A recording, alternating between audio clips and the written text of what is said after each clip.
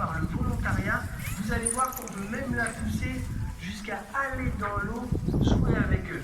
Je vous laisse observer la fin d'animation. Ah, les collègues doivent aller à Lille. Alors, les sessions se passent toujours différemment. Donc là, on va proposer aux dauphins d'aller à un autre endroit dans le bassin. Vous allez voir qu'on peut faire beaucoup de comportements dynamiques de jeu et qu'on peut leur proposer beaucoup de choses. Mes collègues se préparent. Ils courent pas très vite en face. On peut les accueillir bien fort puisqu'on les attend quand même.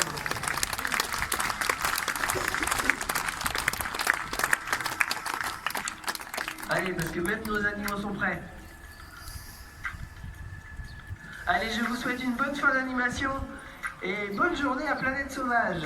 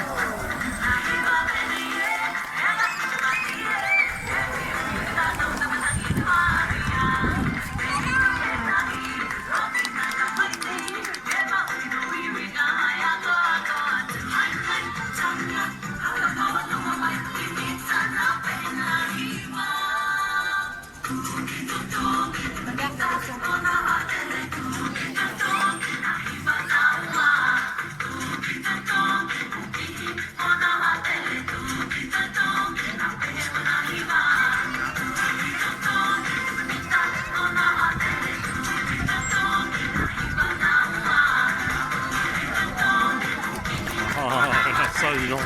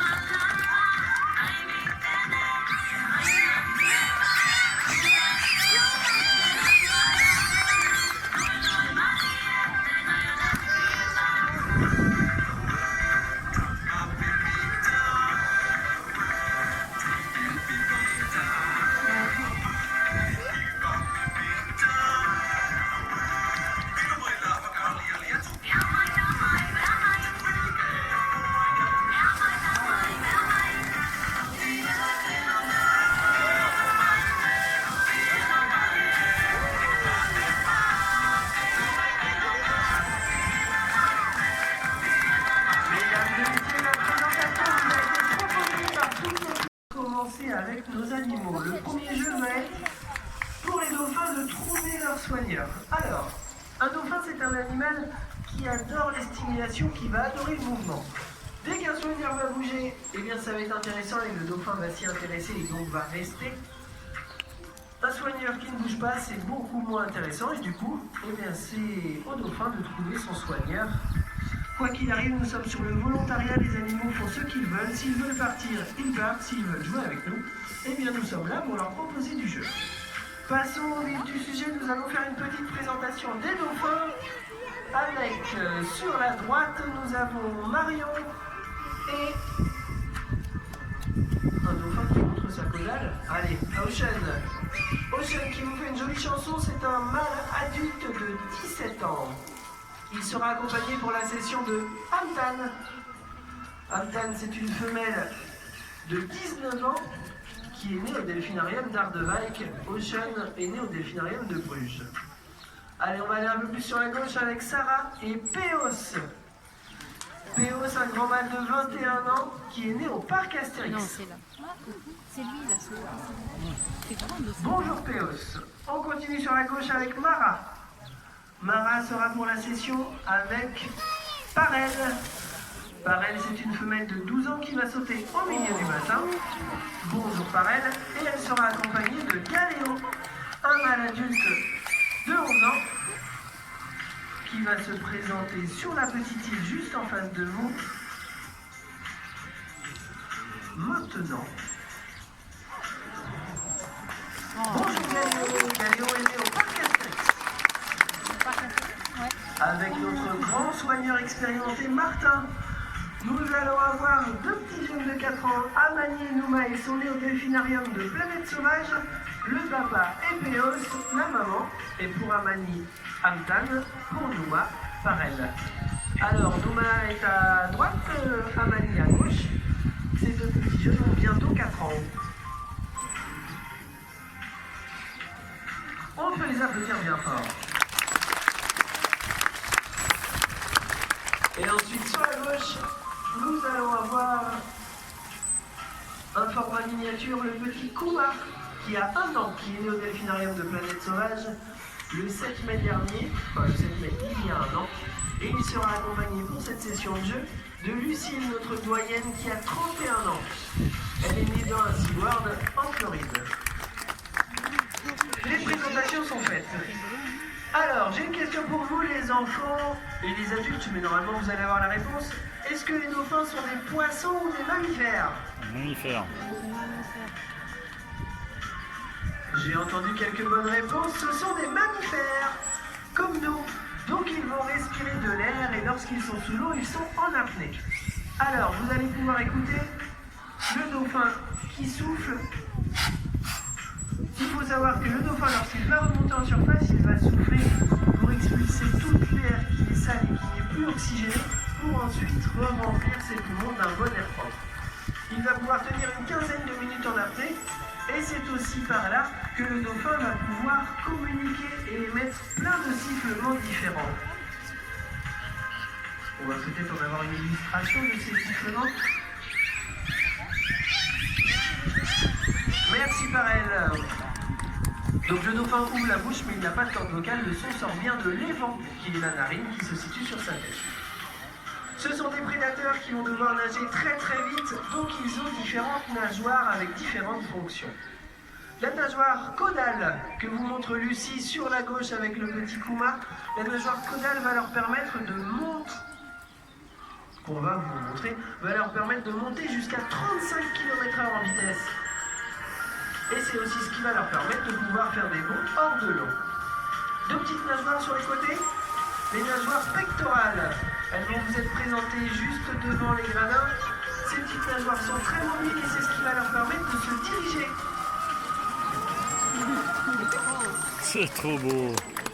Et ensuite, une dernière nageoire. On a été très compliqué pour le nom, la nageoire dorsale. Elle se situe sur le dos. Et c'est celle qui va permettre de stabiliser la course à grande vitesse. Alors, maintenant que vous connaissez plein de choses sur les dauphins et que vous avez vu plein de comportements, eh bien, on va tout simplement rentrer dans les coulisses de la cité marine et on va vous expliquer comment on fait pour apprendre un comportement aux dauphins. Alors, on va utiliser une méthode toute simple. C'est du positif et du jeu. C'est ce qu'on appelle, nous, le conditionnement opérant. Alors, c'est un nom un peu barbare, mais en fait, ce qui se passe, c'est que dès que le dauphin va proposer un comportement, si vous amenez quelque chose d'agréable pour eux, eh bien, ils vont avoir tendance à vouloir le refaire. Et cette méthode marche sur tous les êtres vivants. Vous voyez nos dauphins, par exemple, qui chantent, qui crachent de l'eau, qui se déplacent. Dès que vous allez entendre un petit coup de sifflet, ce coup de sifflet veut dire bravo. Et ensuite, vous allez avoir une sensation agréable. Qu'est-ce qui peut être agréable pour les dauphins? Ce sont des prédateurs qui adorent le poisson. Donc ça peut être du poisson, ça peut être de la gélatine, comme vous montrez Martin. Ce sont des petits bonbons au poisson. Ça peut être des glaçons, des jeux, des ballons, des caresses, si vous avez un dauphin qui adore les massages. Plein de choses comme ça. Alors, on va passer au vif du sujet. On a décidé de vous montrer un sujet qui nous tient à cœur à Planète Sauvage, c'est la pollution. Donc vous avez Martin qui va être chargé d'apprendre à nos dauphins. Alors il va faire un mauvais geste que vous ne ferez plus jamais maintenant, c'est-à-dire jeter un objet dans le bassin et les dauphins vont vous montrer le bon exemple en le ramassant et en le jetant à la poubelle. Alors le premier but pour Martin, ça va être tout simplement de montrer l'objet et que le dauphin n'en ait pas peur. Donc il va s'en approcher et puis il va amener plein de choses agréables, ce qui fait que Amani et Nouma n'ont plus peur du tout de cet objet. Et ils vont même pouvoir y toucher. Bravo Nouma. Alors un petit coup de sifflet et ensuite, eh bien les applaudissements sont aussi positifs, donc on peut les applaudir bien fort.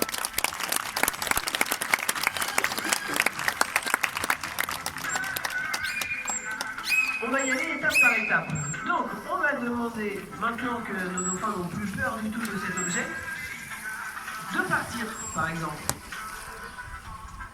Le dauphin revient, on va poser, et bravo, il y a touché. On peut l'applaudir bien fort. Donc, nos dauphins savent renvoyer les objets. C'est parfait. Eh bien, qu'est-ce qu'on va faire? Eh bien, on va lancer l'objet. Et on va pouvoir siffler bien fort Martin, parce que c'est pas bien du tout ce geste qu'il va faire.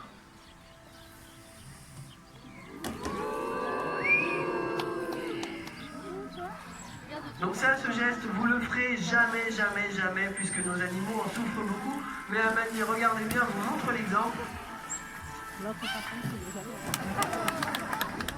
C'est ce geste-là qu'il faudra faire. Alors, Amani, il s'est trompé malheureusement, puisque il déteste voir des objets dans le bassin, sauf que malheureusement, Martin ne lui a pas demandé d'aller chercher cet objet. Donc on ne va pas l'applaudir. On ne va pas l'applaudir puisqu'on ne lui a pas demandé d'aller le chercher. Il a le droit de se tromper, c'est pas grave. Martin, par contre, on ne va pas l'encourager à ça. Donc on va recommencer. Et on va lui demander à Amani de rester là et d'attendre que Martin lui demande d'y aller.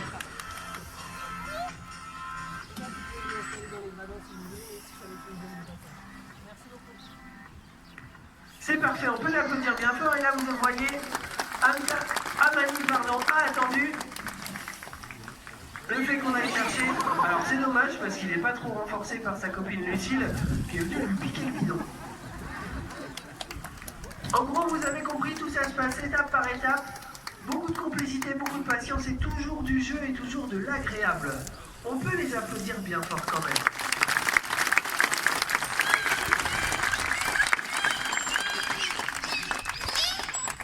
Donc maintenant que vous avez compris comment on fait pour apprendre un comportement à un dauphin, eh bien on va arrêter la petite session de jeu puisque tout se passe très bien, nos animaux s'amusent bien. On va terminer la session pour que ça soit toujours positif et que la dernière image qu'ils aient de notre session de jeu avec les soigneurs, c'était merveilleux et on peut les applaudir bien fort.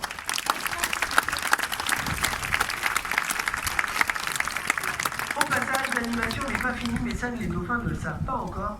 On a arrêté la session de jeu et on a remarqué, les scientifiques qui étudient les dauphins en delphinarium ont remarqué que une session de jeu qui se passait bien, et bien en général les animaux continuaient à s'amuser entre eux et faire leur vie de groupe.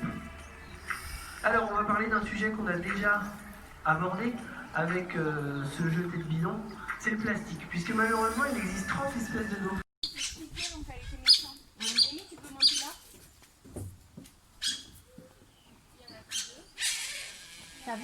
T'as vu? Elle lui grogne à l'autre. C'est que là, l'autre elle est en train de se faire engueuler.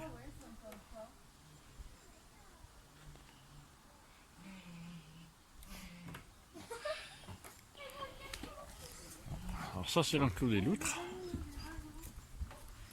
Et là, vraiment. Alors là, elles sont dans leur terrier. Non, mais elle se grogne. Et là, on peut les entendre.